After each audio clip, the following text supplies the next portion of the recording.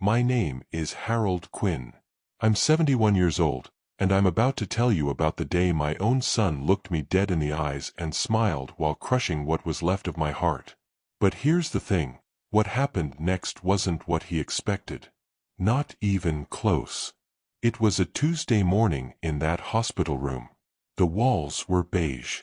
Everything about it screamed slow death. I'd had a stroke, nothing major, but enough to make the doctors keep me another week. Enough to make me feel like I'd lost my footing in a world that suddenly didn't need me anymore. My wife Ellen had been gone 3 years by then, and there was nothing left for me except this house I'd built with my own hands and Derek, my only son. My pride. My entire reason for keeping the porch light on at night. Derek walked in that morning with flowers and a smile that didn't reach his eyes. Behind him came his wife, Clarissa, and something else I didn't have a name for yet. It felt like hunger dressed up in a business suit. He said all the right things. "Dad, don't worry about anything. I've got you. You just rest and get better. Let me handle everything from now on." And me, tired and weak and foggy from the medication, I believed him. Because he was my son, and sons take care of fathers, right? But then came the documents. 2 weeks into my stay, Derek shows up with a stack of papers thick enough to choke on. "It's just to simplify things," he says, like he'd rehearsed it 100 times. "If something happens to you, we don't want legal mess. This way, the house and all the assets stay in the family. It protects everyone." Hi viewers, kindly tell us where you're watching from and what time it is. Warm welcome to the family. Enjoy the story. I was tired. My body was weak. My mind was cloudy from the pills they kept shoving down my throat. I trusted him.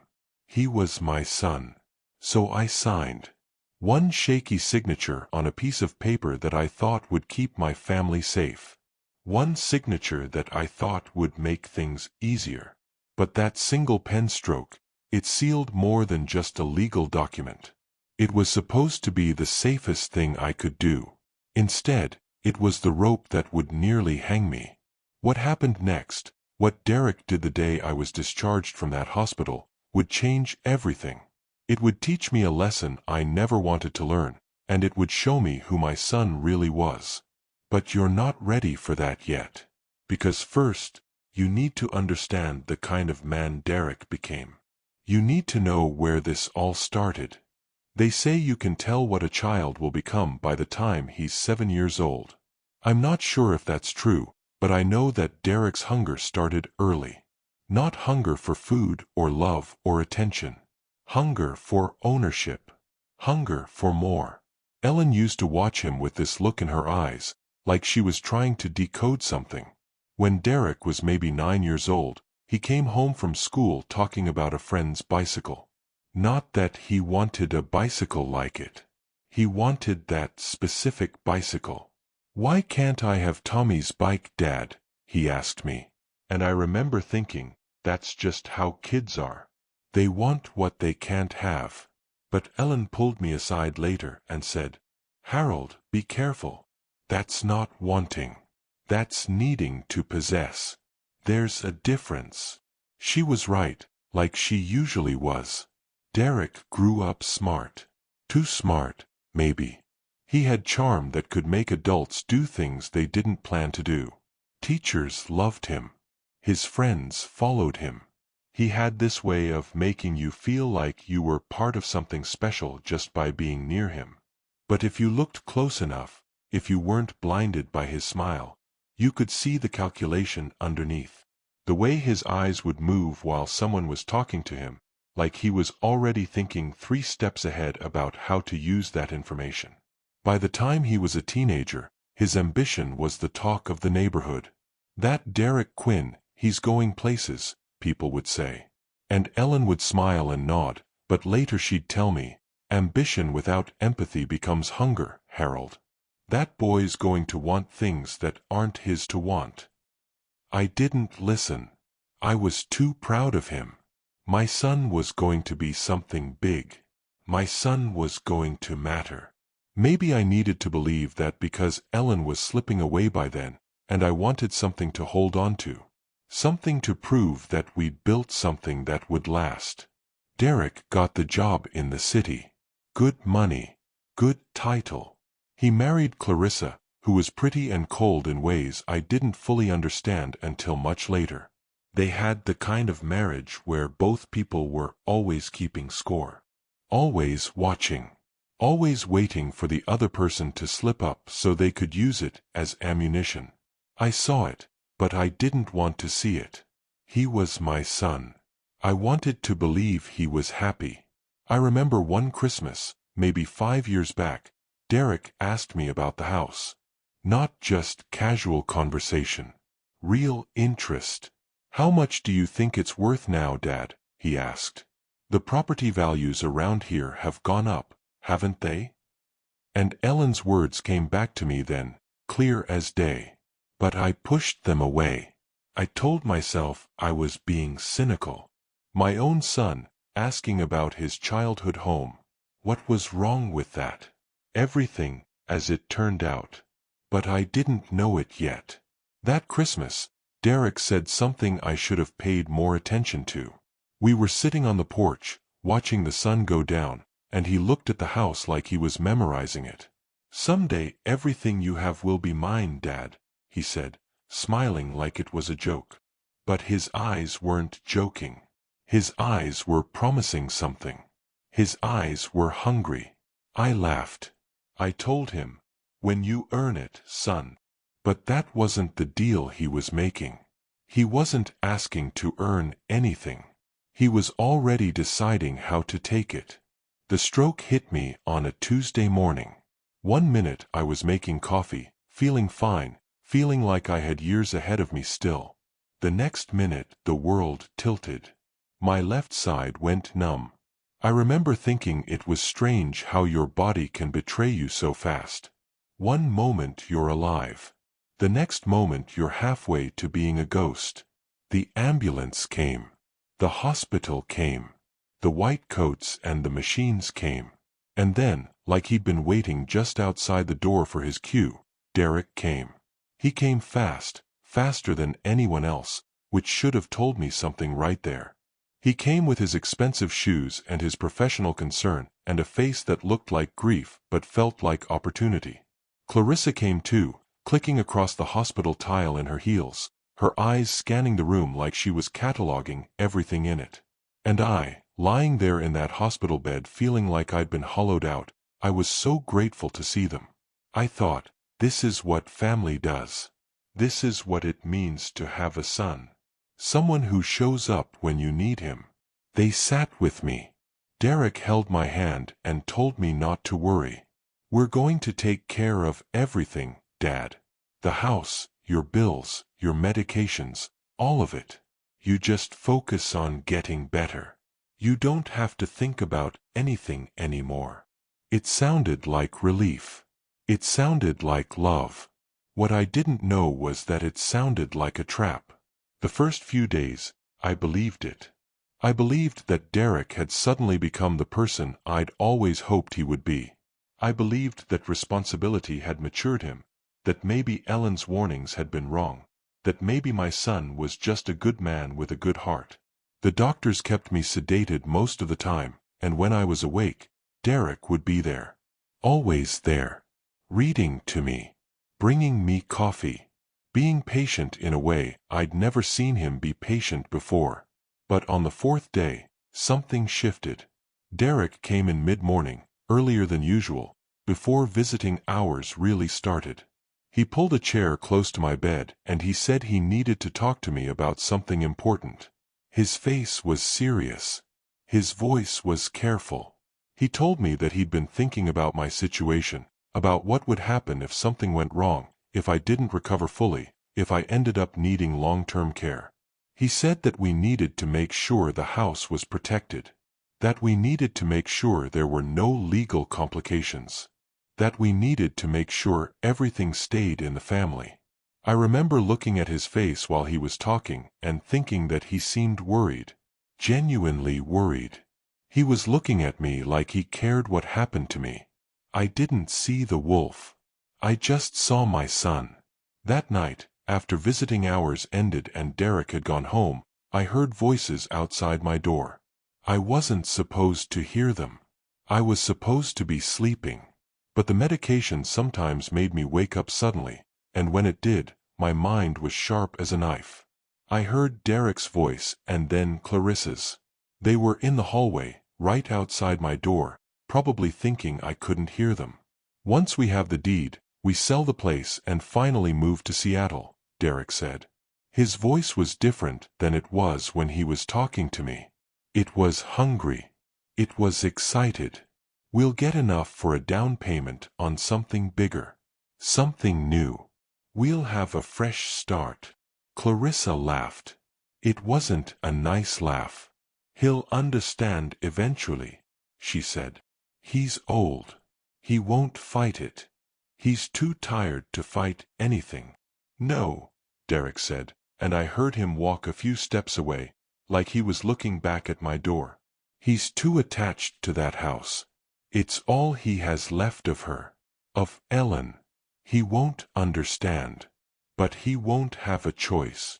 And that's when everything changed. That's when I realized my son was a stranger wearing a familiar face. I didn't sleep that night. I lay there in that hospital bed, listening to the machines beep, feeling my heart start to beat differently. Betrayal does something to you. It's not like anger or sadness. It's like finding out the ground you've been standing on isn't solid. It's like discovering that everything you thought was safe was actually a trap all along.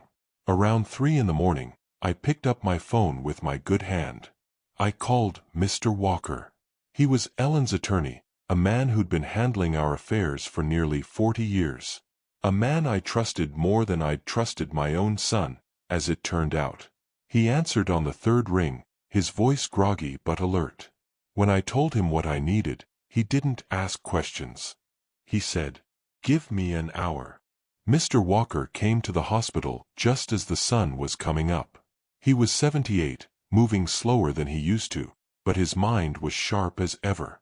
I told him everything. What I'd heard. What Derek wanted. The documents that were coming.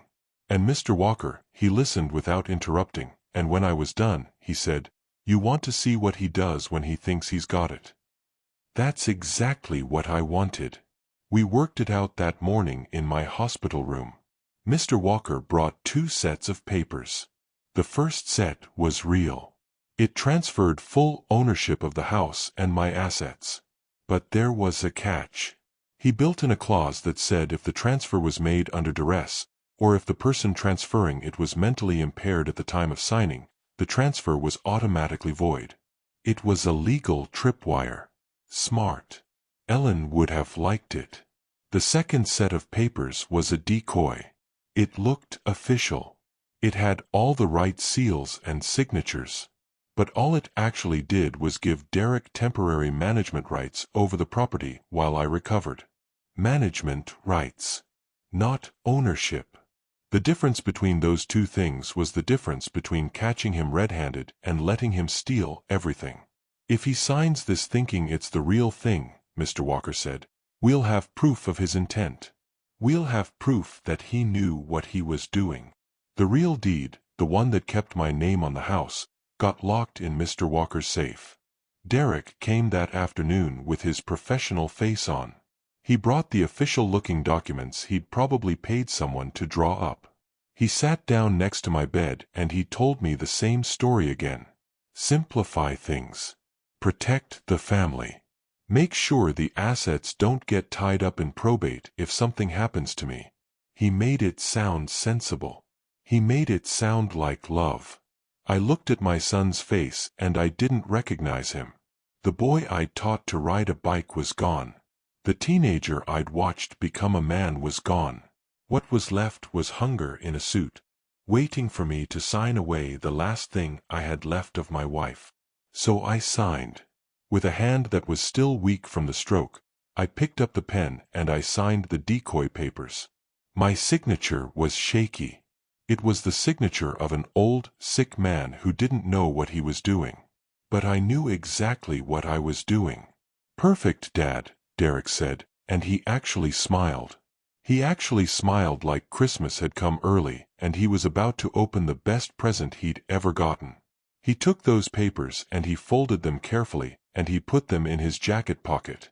"You've made the right decision. You're going to see. This is going to make everything easier." Then he leaned down and he kissed my forehead, and I felt like I was watching someone else's life happen. Like I was watching a stranger betray an old man in a hospital bed. And the worst part was, that stranger had my last name. 2 days later, they discharged me. The doctors said I was recovering well. I was stable. I could go home and continue my recovery there. Derek picked me up early in the morning. He had flowers. He had a wheelchair. He was playing the part of the caring son perfectly. "Ready to go home, Dad?" he asked me, and the word home sounded different when he said it. It sounded like possession. It sounded like victory. I nodded. I played my part too. I played the weak old man who didn't know what his son had done. I sat in the wheelchair and I let him push me toward the exit. And that's when I thought maybe I'd made a mistake. Maybe I should have fought him right there in the hospital. Maybe I should have told him what I knew. But then I remembered Ellen's face.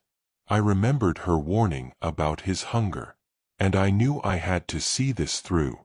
Derek had me in his car within 15 minutes. It was a nice car, new, expensive. The kind of car that costs more than most people make in a year. I sat in the passenger seat and tried not to look at him while he drove. He was relaxed. Happy. Humming to himself like a man who didn't have a care in the world. "We'll get you settled at home," he said. "But I'm thinking about making some changes to the place. Maybe paint the living room. Maybe redo the kitchen. What do you think?" I didn't answer him. I just watched the road go by. He drove past my street. I noticed it, but I didn't say anything. He drove toward the airport. That's when I finally spoke up. "Derek, where are we going?" "Just trust me, Dad," he said, and there it was, that tone again. That confident, hungry tone that told me he was about to play his final card. "Derek," I said, "where are we going?" He smiled. Not a nice smile. A smile like he'd been waiting for this moment his whole life. "You're going to stay with Uncle Paul for a while," he said flatly. "Just until you're a little stronger. Then we'll see." "But Derek, I want to go home." "Our home now," he corrected me, eyes on the road. "You signed it over, remember? It's mine now, Dad. The deed is signed. You don't have to worry about it anymore. You don't have to worry about anything." And that's when I really saw my son's face. That's when I understood that the boy I'd raised was completely gone, replaced by something that wore his features but didn't have his heart. The man sitting next to me in that expensive car was a stranger who only cared about what he could take. He dropped me at the airport curb like I was luggage. Like I was something to be disposed of. He popped the trunk and pulled out my suitcase. Just one small suitcase with everything I owned that wasn't in that house. He set it down on the concrete and he looked at me with absolutely no emotion. "It's better this way," he said. "Less stress for everyone." I stood there, an old man in the airport parking lot, and I asked him one question. "Derek, why are you doing this?" He smiled again, and it was the coldest thing I'd ever seen. "Because I can, Dad. You should have thought about legacy before you got old." Then he closed the trunk and he walked back to his car. He didn't look back. He didn't say goodbye. He just drove away, shoulders squared with arrogance, leaving his father standing alone in the parking lot with a suitcase and a heart that had finally shattered. I stood there for a long time. I didn't move. I just watched his car disappear into the traffic, and I thought about all the years I'd spent trying to give him a good life. All the things I'd sacrificed. All the dreams I'd put aside so that he would have more than I did. And he was throwing me away like garbage.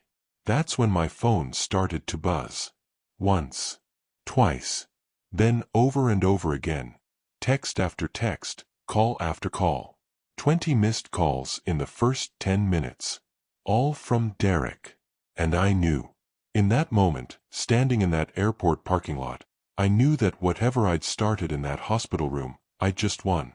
I didn't answer right away. I let him call. I stood in that airport with my suitcase and my broken heart, and I listened to my phone vibrate like it was screaming. The calls kept coming. The texts kept coming.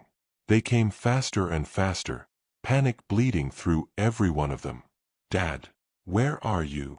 Dad, please call me. It's urgent. Dad, the lawyer just called. Dad, this is serious. After about 15 minutes of this, I finally picked up. Derek's voice was frantic, nothing like the confident man who'd dropped me at the curb an hour ago. Dad, where are you? You have to come back. The lawyer, he said the deed. Dad, what did you do? I could hear the fear now. The real fear. Not the fear of losing the house. The fear of understanding that he'd walked into a trap and didn't know how to get out. Dad, are you there? Talk to me. I waited a long moment before I spoke. I wanted him to sit with that fear for a second. I wanted him to understand what it felt like to be blindsided by someone you trusted. I'm at the airport, Derek. Just like you left me.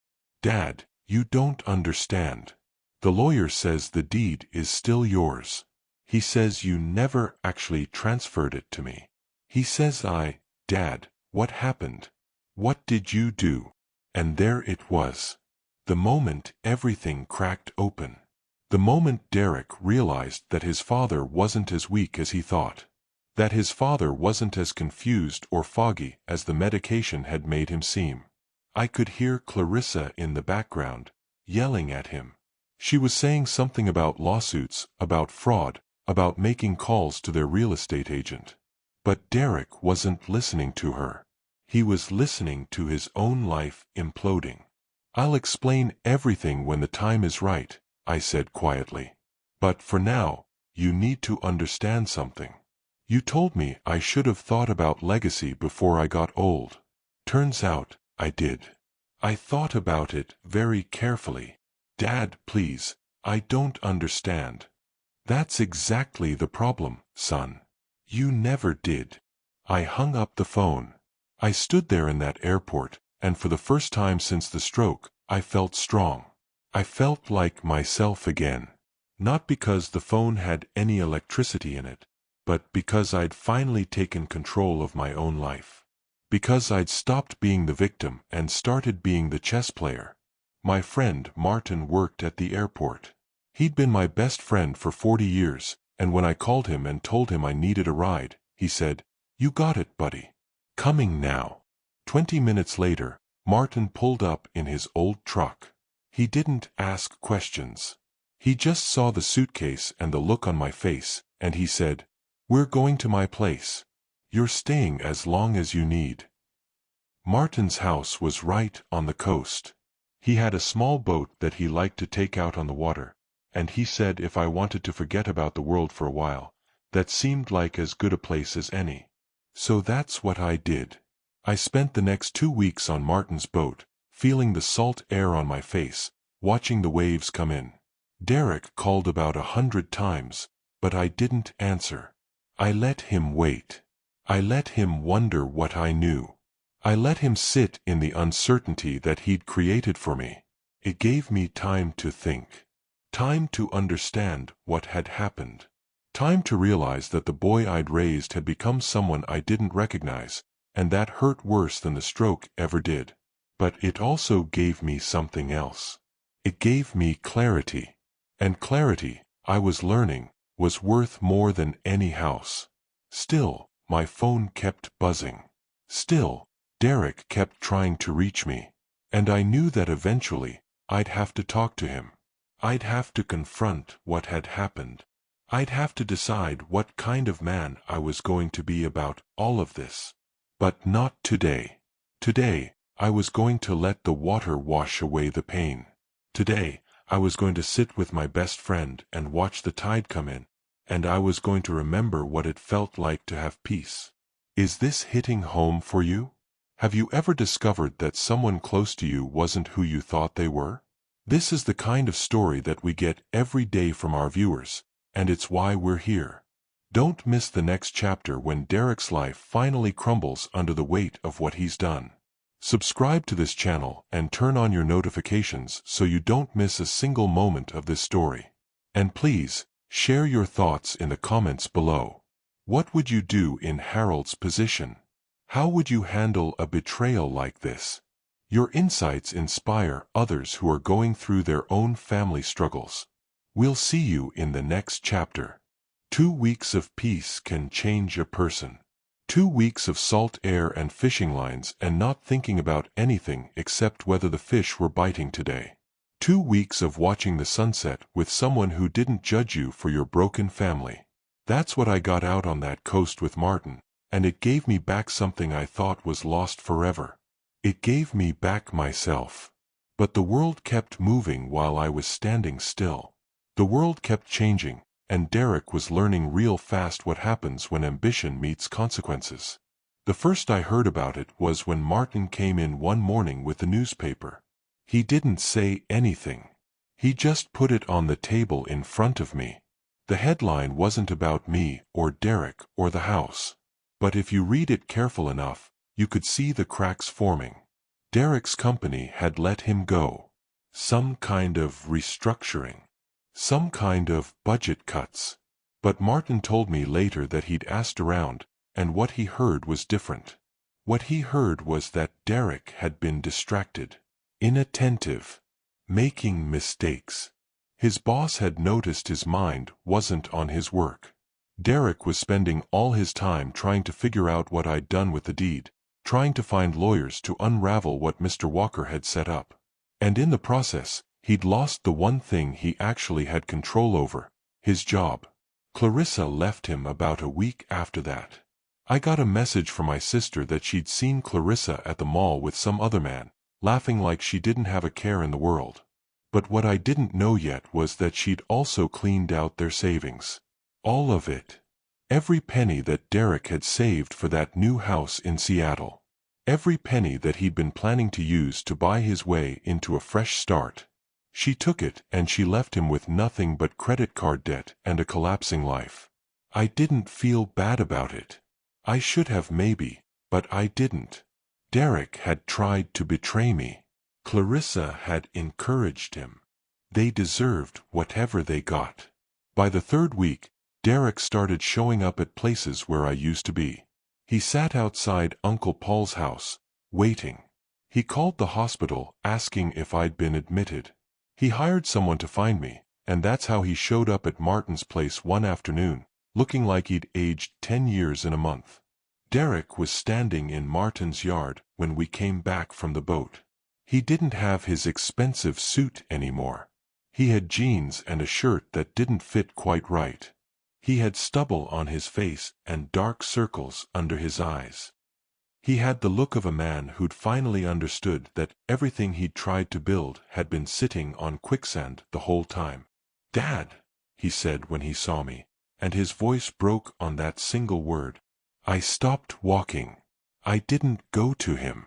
I just stood there, looking at this stranger who used to be my son, and I tried to remember what I'd felt for him.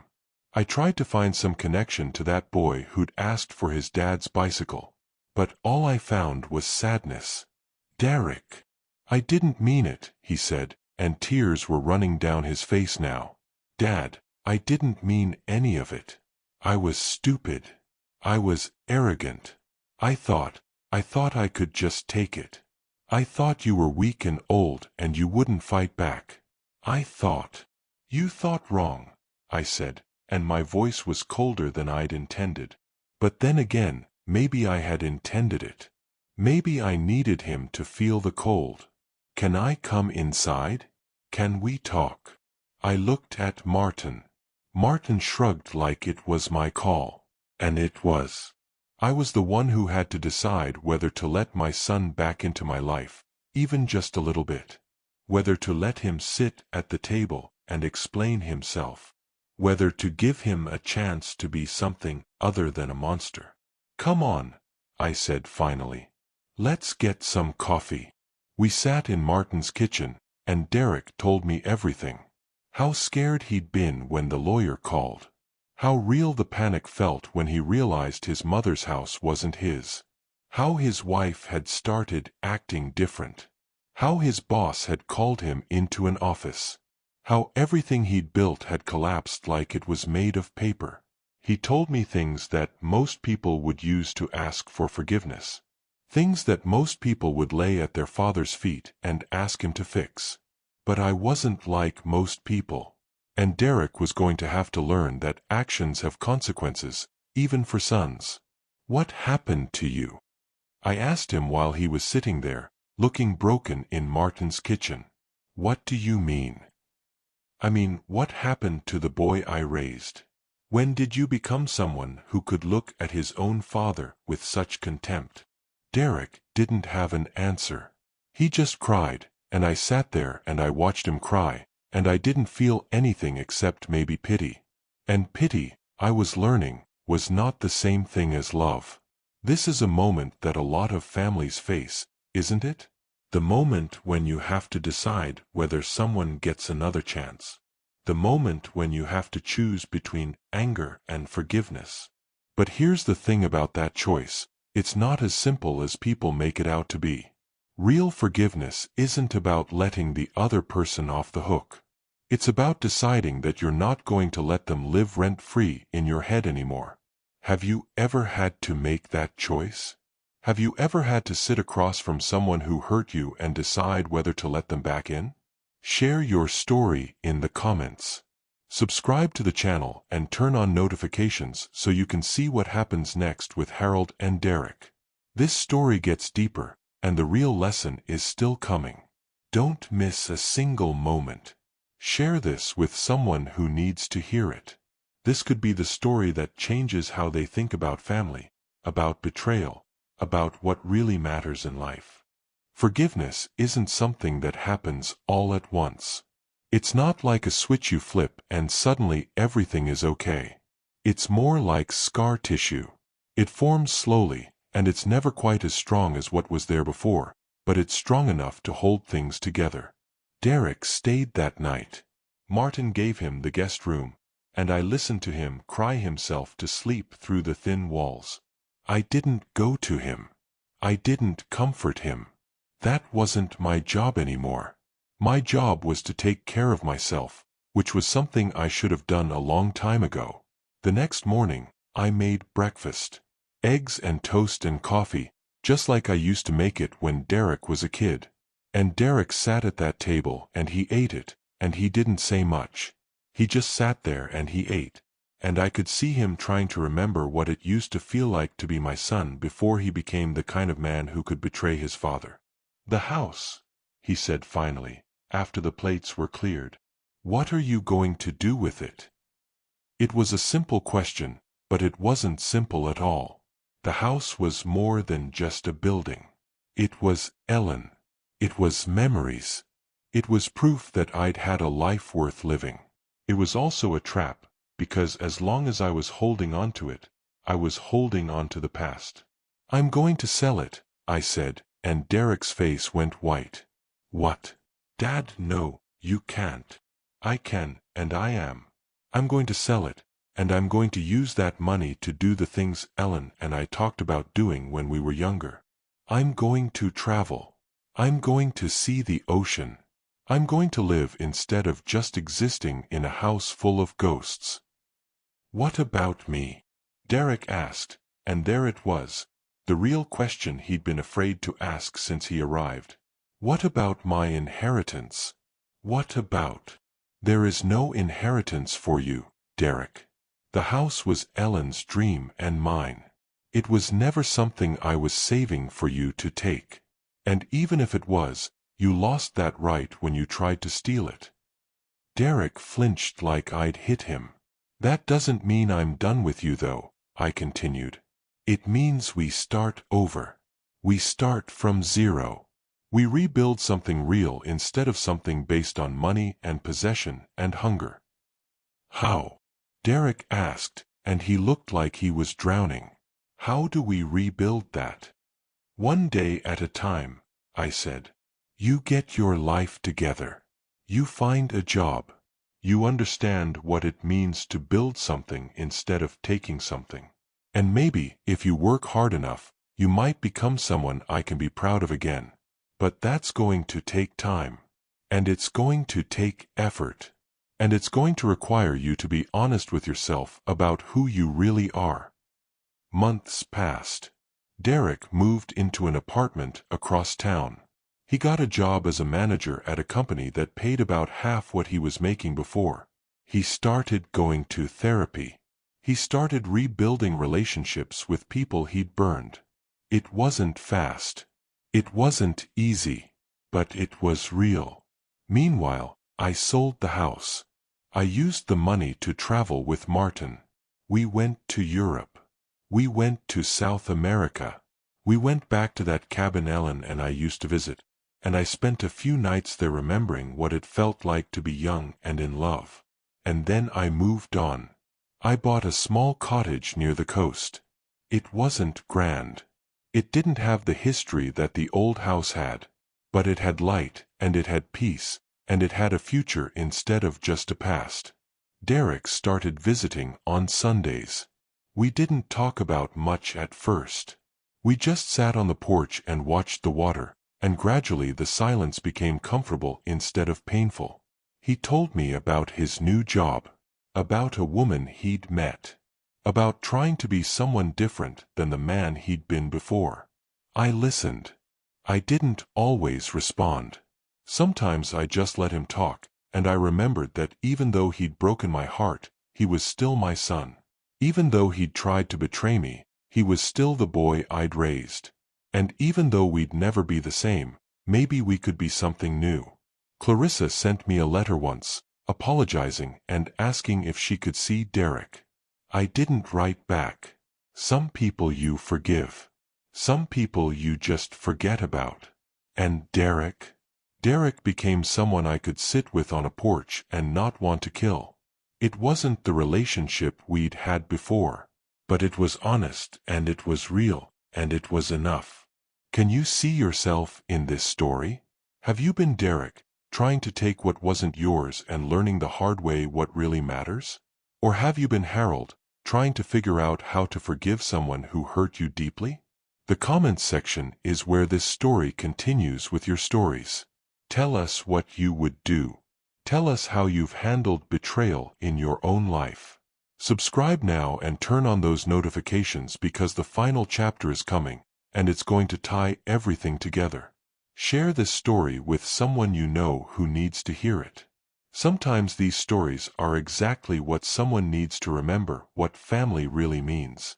We'll see you in the next chapter. The day I decided to truly forgive Derek wasn't marked by anything special. There were no angels singing. There was no sudden revelation.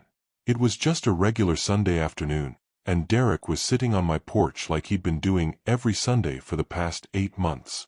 The sun was setting over the water, and the sky was turning all kinds of colors that you don't see in the city. Derek had been quiet most of the day. He wasn't the talkative type anymore. The old Derek, the one full of schemes and arrogance, he'd talked all the time.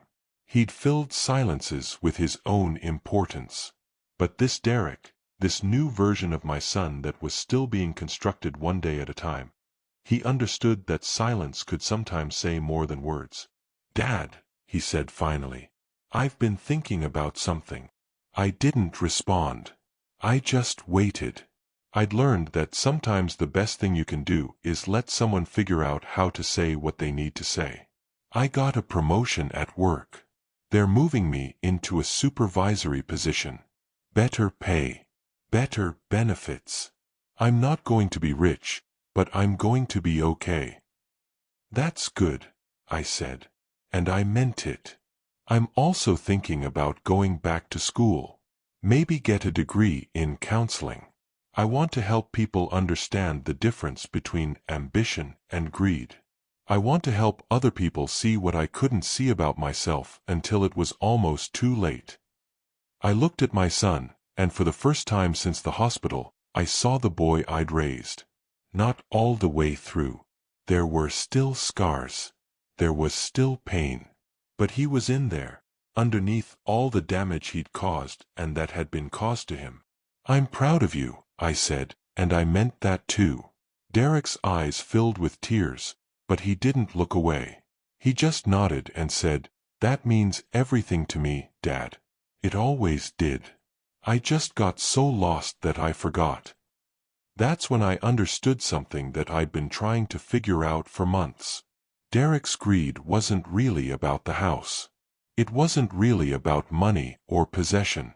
It was about trying to fill a hole that had been inside him for a long time. A hole that he thought could be filled with things, with ownership, with control.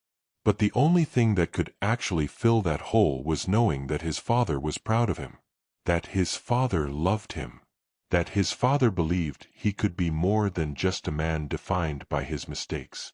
We sat together as the sun went down, and I told Derek something I should have told him a long time ago.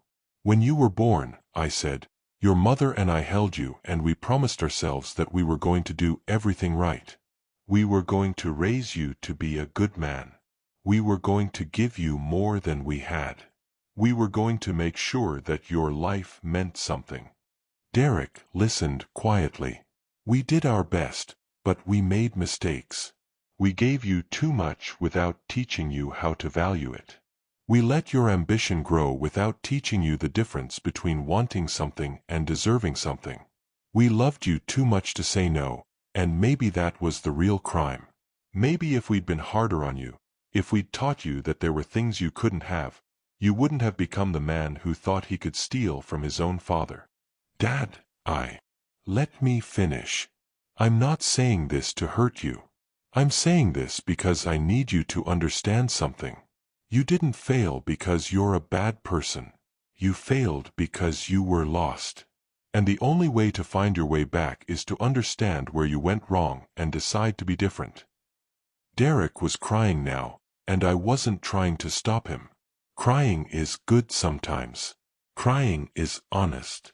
"I forgive you," I said, and the words felt like they were coming from somewhere deeper than just my mouth. They felt like they were coming from my soul. Not because what you did was okay. Not because I've forgotten it.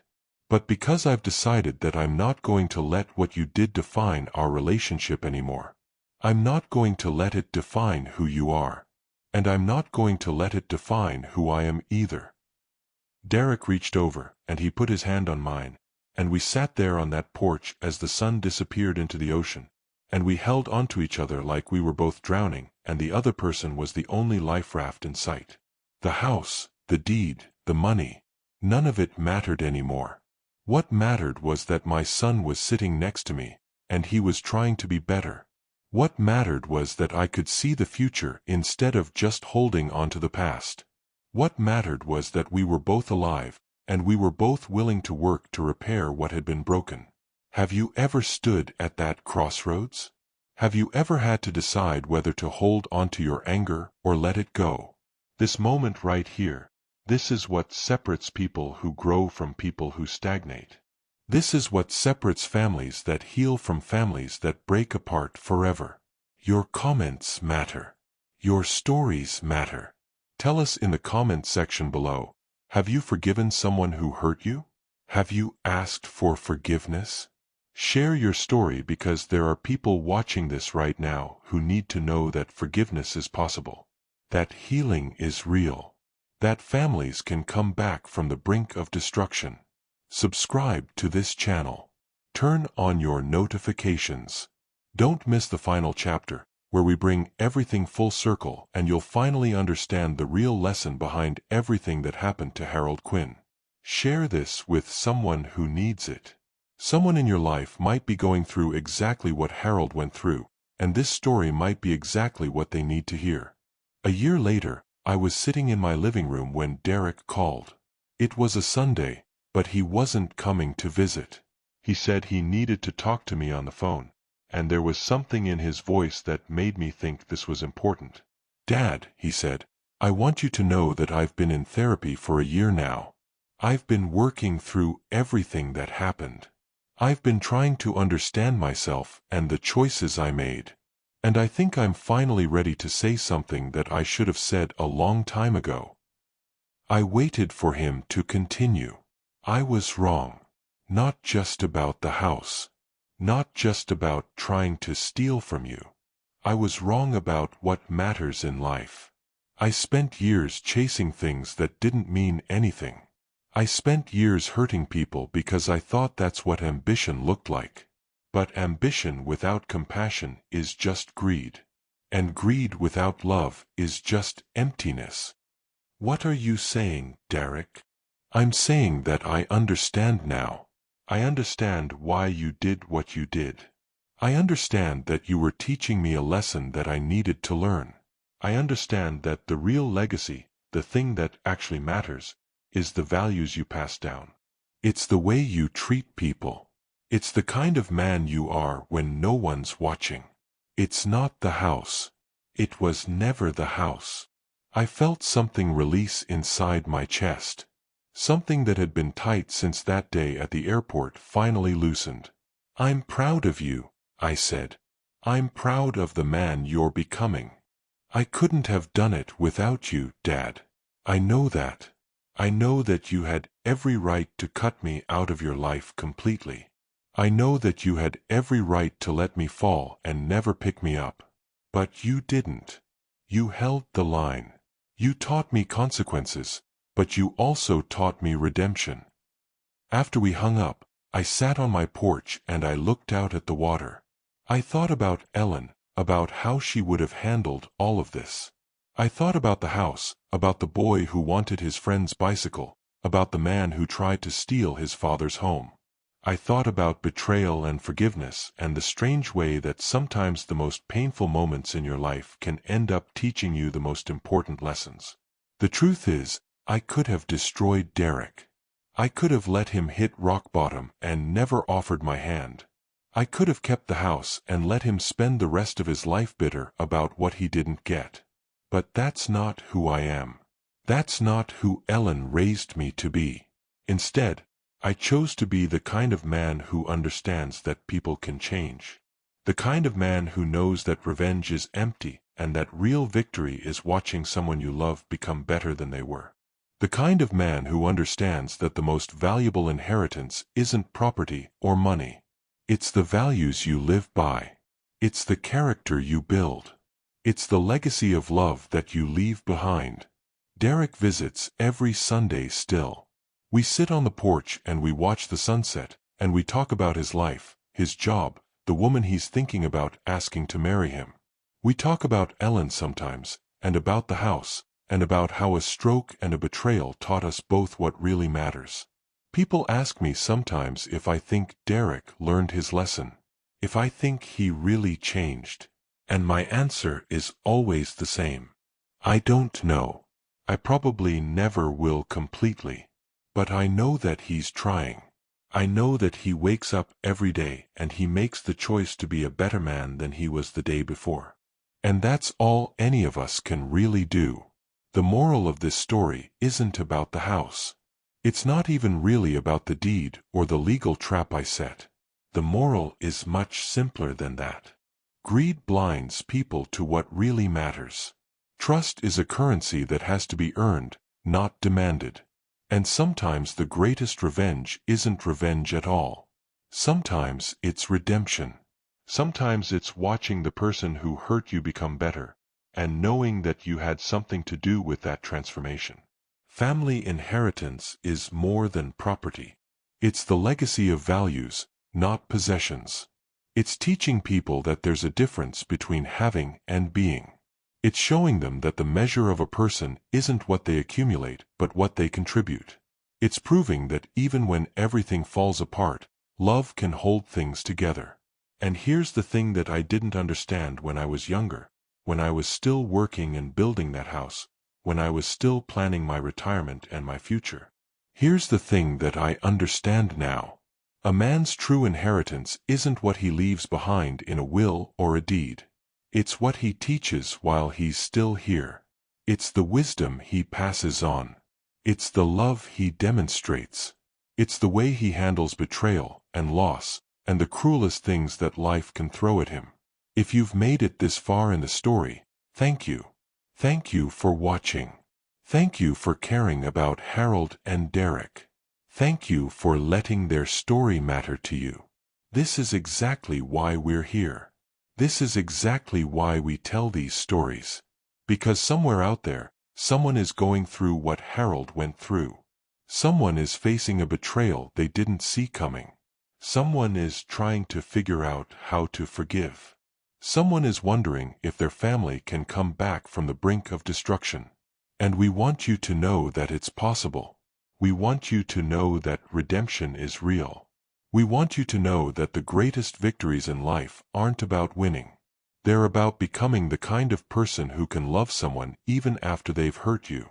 They're about having the strength to offer your hand to someone who tried to push you down. Subscribe to this channel right now. Turn on your notifications so you never miss a story like this again. These are real stories about real people facing real problems. And sometimes, just hearing someone else's story can change everything about how you see your own. Share your thoughts in the comments below. Tell us what you think about Harold's choices. Tell us about a time when you had to choose between revenge and forgiveness. Tell us about your own family struggles and triumphs. Your comment might be exactly what someone else needs to hear. Your story might change someone's life. And share this video with someone you know. Share it with someone who's going through family trouble. Share it with someone who needs to know that betrayal doesn't have to mean the end. Share it with someone who needs to remember that love is stronger than greed, and that redemption is always possible if you're willing to fight for it. Thank you for being part of this family. Thank you for being here. We'll see you in the next story.